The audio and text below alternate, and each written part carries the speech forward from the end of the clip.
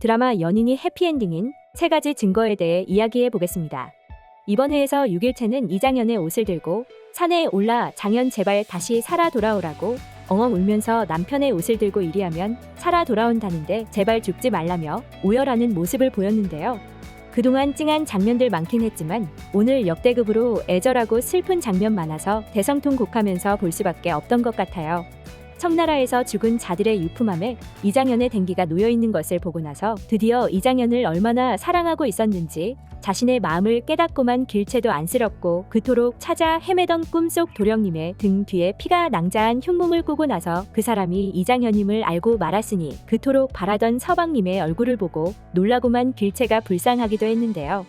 다행히 6일째가 산에 올랐을 때 이장현은 아직 죽지 않았고 청나라 황제 앞에서 무릎을 꿇은 채로 생과 사의 기로에 서 있긴 했었는데 다행히 6일째의 애절한 마음이 전해지고 말아 홍타이지 앞에서 무릎 꿇은 이장현이 비책을 생각해내고야 말 것 같아요.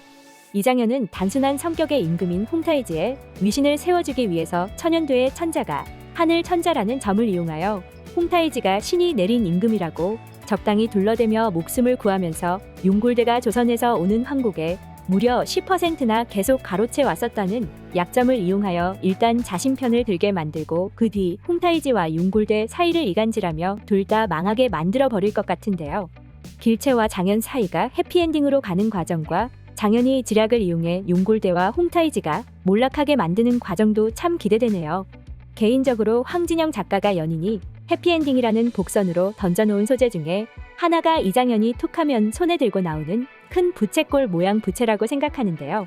드라마 연인을 집필한 황진영 작가는 역사학도로서 그동안 집필한 모든 작품이 사극이라는 특징을 갖고 있잖아요. 이야기의 논리적 개연성을 높이기 위해 꼼꼼한 자료 수집이 필수적이라고 여기는 황진영 작가가 중요하게 여기는 소재들이 모두 다 의미를 갖고 있는 것 같은데요. 부채를 의미하는 부채의 한자는 부채선자로 집이나 문을 뜻하는 호자에 날개를 뜻하는 기술을 합하여 이루어진 글자인데 이는 집이나 문에 날개가 달린 형상으로 이리저리 전국을 떠돌고 다니는 역마살이 낀 이장현의 모습을 잘 보여주죠. 집이나 문에 날개가 달렸기 때문에 한 곳에 머물지 못하고 전국 팔도를 다니다 능군리에 와서 6일째를 만나고 또 청나라로 떠나고야 말았는데요. 중의적인 의미로 집에 날개가 달렸다는 건 집이 부흥한다는 의미를 뜻하므로 6일째와 이장현 모두 부흥함을 뜻하고 아니나 다를까 연인 9의 예고편을 보면 연준이 옥에 갇히게 되면서 몰락하게 된 연준의 집을 대신하여 이내와 연준 그리고 자신의 가문까지 일으켜내는 6일째의 모습이 나와주더라고요. 길채가 이장현에게 왜 맨날 덥지도 않은데 그놈의 부채는 계속 들고 다니냐고 핀잔을 주자 이장현은 난 더위를 많이 탄다고 이야기에서 폭소를 터뜨리기도 했는데 9회에서 청에서 살아 돌아온 후에 6일째를 만나러 가는 장면에서도 부채를 열심히 흔들어주는 이장현을 보자니 두 사람의 미래가 날개를 단 것처럼 해피엔딩일 가능성이 있어 보입니다. 어쩌면 이장현은 자신의 근본에 대해 아주 깊은 열등감이 있었던 것 같아요. 연준이 비록 부모는 어릴 적 잃었지만 명망 높은 집안의 자제이기 때문에 길채가 어디서 굴러왔는지 근본도 모를 자신을 닳고 다른 사내라고 생각한다고 오해를 하고 있었던 것 같은데요. 길채에게 마음이 상당히 상한 이장현은 길채의 마음을 떠보면서 임자 있는 사내를 마음에 둔 길채가 깨끗하고 순정적일 리가 있냐고 자네 같은 사람에게는 내가 어울린다면서 갑자기 6일채와 자신을 함께 뜬금없이 한참 디그레이드 시키며 6일채를 열받게 만들어 버렸잖아요. 늘 남자답고 패기 있는 지략가에 냉철함을 잃지 않고 허튼 소리하지 않던 평소 이장현다운 모습이지 않았고 이건 연준을 향해 눈물을 보이는 길채에게 아주 크게 상처를 입었다는 증거였는데요. 그렇기 때문에 연준에게는 있고 나에게는 없는 게 과연 무엇이냐면서 섭섭한 마음까지 토로하고 말았습니다. 하지만 길채가 연준을 사랑하지 않고 이장현을 좋아한다는 증거는 차고 넘치잖아요. 연준과의 결혼을 망설이는 은혜에게 용기를 준 것도 길채였는데요. 은혜는 전쟁 중 오랑캐를 만난 것에 대해서 아주 깊은 상처를 입었고 외간 사내에게 속살만 보여도 안 되는데 난 외간 사내에게 속살을 잡혔다면서 그토록 연모하던 연준의 청혼을 주저하며 거절할 마음까지 먹는 것 같았는데 길채는 상처를 극복하지 못한 은혜에게 연준 도령의 배필이 될 자격을 가진 사람도 오직 너뿐이라면서 용기를 주었고 두 사람의 혼인을 지그시 지켜보았잖아요.